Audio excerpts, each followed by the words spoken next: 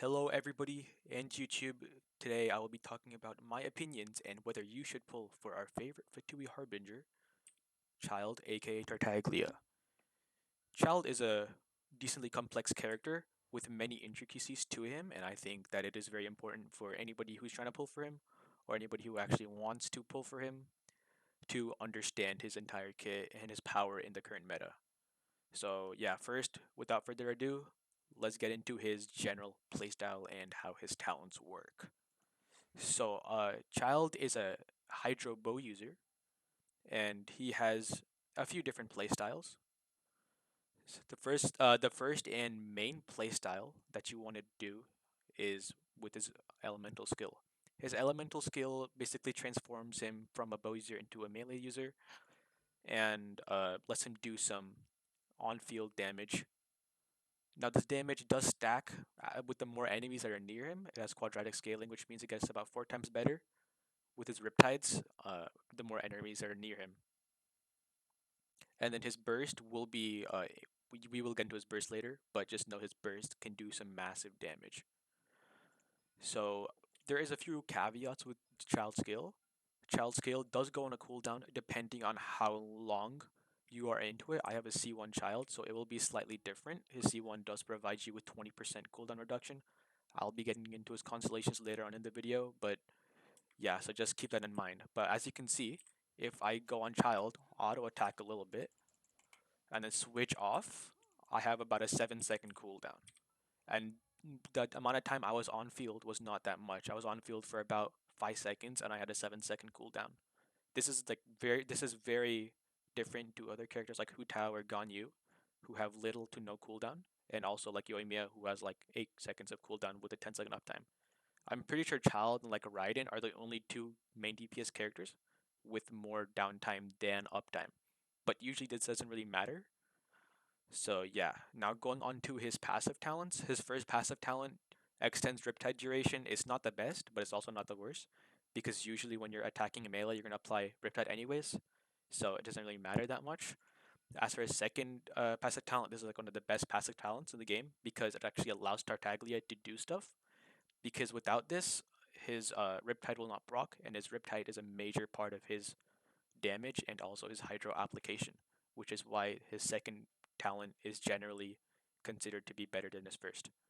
His passive talent is probably one of the better ones in the game as well, because it has a unique ability to increase party members' normal attack levels, which is this right here. As you can see, it's blue, which is +1. Now, as for talent priority, this is generally what you want to follow. It is melee, then burst, then auto attack. His auto attacks do not affect his damage in his melee stance. It has a totally different scaling when he does transform with his elemental skill than when he does with his bow stance. The only thing that his bow stance does affect is when enemies die, the short riptide that actually changes to other people, other enemies, I should say, which is I'm pretty sure this riptide burst, and that's the only thing that actually affects. Maybe get this up to 6 if you really want, but it doesn't really matter. As for his melee or his burst, I do think his melee is better to level up first because his burst, though it does gain decent amount of scaling, most of his damage does come from his melee. Now, as for his general meta overview, I think this is very important. I do think Childe is one of the better DPS characters in the video game for a few reasons, a few plethora of reasons. Um, the first reason is his flexibility. He can be played in a multitude of teams. He can be played in electrocharged teams as Raiden or Beta.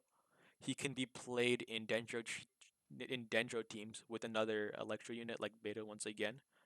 And his best team overall would be the international team with uh, Shangling and Bennett with another flex slot.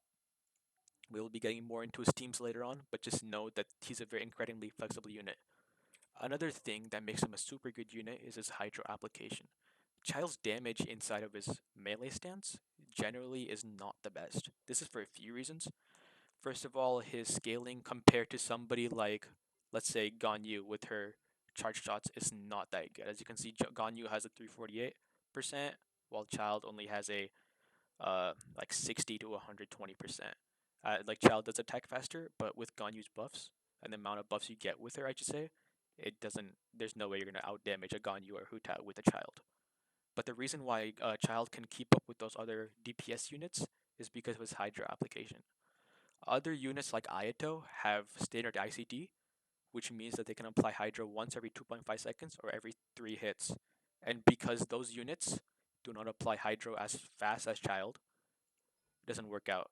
Now, Child's melee stance, he can easily do 3 hits very fast. And his burst, melee stance, and Riptides have separate ICDs. So he can apply about 4 to 5 instances of Hydro, where Ayato or any other on-fielder could only apply like 2 to 3, which is why he's so good, which allows him to vape like Shangling's and Kaza's or Sucrose's bursts. Now, there are a few caveats to how Child's general playstyle is, and this is number one, he's a very difficult character to play. He's one of the most mechanically intense characters to play. And number two, he is very reliant on his team for damage. So I will be talking about his teams later on once again, but first, let's go on to his weapons. As for free to play, there's two good weapons that you want to use. One is Hamayumi, one is Rust. Really depends on what you want to do. Generally, for taser teams or any Dendro teams, I would choose the Hamayumi over the Rust because you're not going to be using your burst as much. But for Vaporize teams, you will want to use the Rust. The Stringless is a good alternative, but I generally do not recommend this, and Favonius is just not good on him. As for 5-star options, there are every 5-star bow except for Elegy for the End can be used on him with varying success levels. The best ones are Thundering Pulse, Skyward Harp, and his Polar Star. Now, as for his constellations, uh, none of his constellations are really needed. C1 is okay for the quality of life it provides, but generally you're not going to be worried too much about his cooldown, despite what people might say. C2 is good for energy, but not needed once again. C3 is probably his best one. C4 is very complicated, but what it does, it makes your Riptide proc more often on its own, which allows him to be played off field. But there are way better Hydra options for that, so that's not important. C5 is decent for his burst, and C6 just makes his cooldown reset whenever he does his melee burst, which is once again not very useful. As for artifacts, generally you will want to use a 4-piece Heart Adept because it provides 15% Hydra damage bonus, which is his element, and also provides you with 30% normal and charge attack damage after you use his elemental skill. This is a artifact set basically tailored for Child, so if you have this built, pre-farmed, definitely use this. There are a few good alternatives. If you're fast at clearing the game, the Wanderer's Troop will be a better option than 4-piece Heart of the Adept because of the elemental mastery that it'll provide his burst. And as well as Gladiator Finale is a decent alternative to the 2-piece. And the Noblesse Oblige. Let me see if I have anything of that. The Noblesse Oblige, because of the 20% burst damage it does provide you on the 2-piece, that's also a very good alternative. As for 4-piece Shimenawa, I will only recommend this set if you're doing a taser team because generally you will want energy for your next rotation, even if you do your burst, melee burst. Now, as for teams, I covered this a little bit less in depth earlier, but his best team is this team right here with Kaza instead of Sucrose. Sucrose is technically better, but at the same time, Kaza does provide more damage amplification. So it's Childe, Shangling, a Flex Slot, and Bennett. The Flex Slot, as I said, Kaza or Sucrose will be the best option. I have seen some testing done on Albedo, which is not bad because of the Elemental Mastery bonus he gives. And also, he can be run like Xingqiu or Raiden, for example. But you might as well save those for another team because you want Childe for a reason. Now, as for why his teams are so good, this is why his teams are so good. Shangling is an insane character that provides you with very good damage with her Pyronado. Her Pyronado has insane scaling with 213% on each rotation it does. It can hit about 10 times if you're lucky on any target. And for my Shangling, as you can see, her build's not the best. She can do about 40k per Pyronado, even with this subpar build. She's not even level 90, and she's only C3. So yeah, this is why her Child's teams are super good. Child himself will do decent damage on field, but generally it'll be Shangling that does most of the team's damage. This is a stark difference to characters like Yoimiya or characters like Ganyu, where they will be doing most of their damage for their teams, rather than having another sub DPS doing damage. Now, this is good because, first of all, Shangling and Child both do very good damage. So you would basically have two main DPSs or DPS characters in a team with only one DPS. This is extremely powerful, and also because this team is the best AoE team for free to plays in the game because of how you have groupers, you have buffers, and you have two DPS right here, and that'll just do insane AoE damage. So yeah, alternatives can be like Ayato National or Raiden National. Generally, Raiden National is slightly better in single target situations, but at the same time, AoE does fall off massively because of Xing's single target damage, and also because of uh Xingqiu does just not do as much damage as Child does, and you do not have the upfront burst damage that you can vape with Child. As for rotations, rotations are actually decently simple. You want to start off with Bennett E or Child E to apply Hydro and Pyro, and then you want to swirl it with Kaza or Sucrose.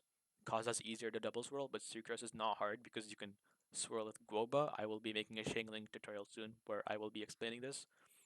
And then you can use all your bursts, swap back to Child, and yeah, do damage. The main issue with Child teams though are uh, Shangling's energy issues. As you can see, my Shangling does have 161 energy recharge. This is on the low side. You generally want about 180 to 200 for just comfort's sake, but 150 to 160 can also work if you are okay with spending a lot of time on Bennett to funnel energy to your Shangling. Now, as for his general power level, I covered this a little bit earlier, but I do think he is one of the better DPS characters in the game. I think he does fall off in comparison to Ayaka or Shogun, but I do think he is in similar power level to a character like Ganyu. This is because of everything I've covered in this video, and because of how powerful his single international team is, even though this is his only meta team in the game. Now, as for his cons, there are a few. First of all, playing him in the overworld is an actual nightmare because of his skills CD. It does not let you stay on him for that long, and if you want to swap off for a second, then you have to go into a massive cooldown. Yeah, that's basically all I have to say. Well, I guess for another con is that his personal damage is not the best, as I said earlier. His personal damage is comparable to the personal damage of like Kaching alone or that of Diluc alone, which is just not the best. So that is something else to keep in mind. If you want a comfortable character to play, I'd say to just go for Yoimiya, who's on the banner right now, because yeah, she's not the best, but she is definitely a lot easier to play than Child. The final con I would like to talk about is his general difficulty to play. Child teams, in my opinion, are the hardest teams to play in the game because of uh, everything I've covered in this video, once again. So yeah, you have to try dodging a lot. You don't have a single shielder in the team. As well, you have to make sure your Shangling's energy is full, and you have to make sure your Child doesn't go on a massive cooldown, which is not an issue as long as you swap off like right as Shangling's burst ends. If you have C4 Shangling, this is a little bit more difficult to follow that, but try to stay on Child for about 9 seconds, and you should be fine. 7 to 9 seconds is his general rotation. Yeah, so whether you should pull for him or not, I'd say no matter what you do, Child will be an upgrade to your account just because of his unparalleled Hydro application. But I do not recommend pulling for him if you have Ayato, or if you have a built Kokomi, or if you have no need for a second Xingqiu. If you have two good teams with good Hydro units, then I think you should be fine without pulling for Child. But at the same time, Child is one of the best units in the game, and you will most likely not regret pulling for him unless you are not mechanically skilled enough to play him. And yeah, with that being said, if you did enjoy this video and learn something from it, please do subscribe. And Yeah, I'll see you later.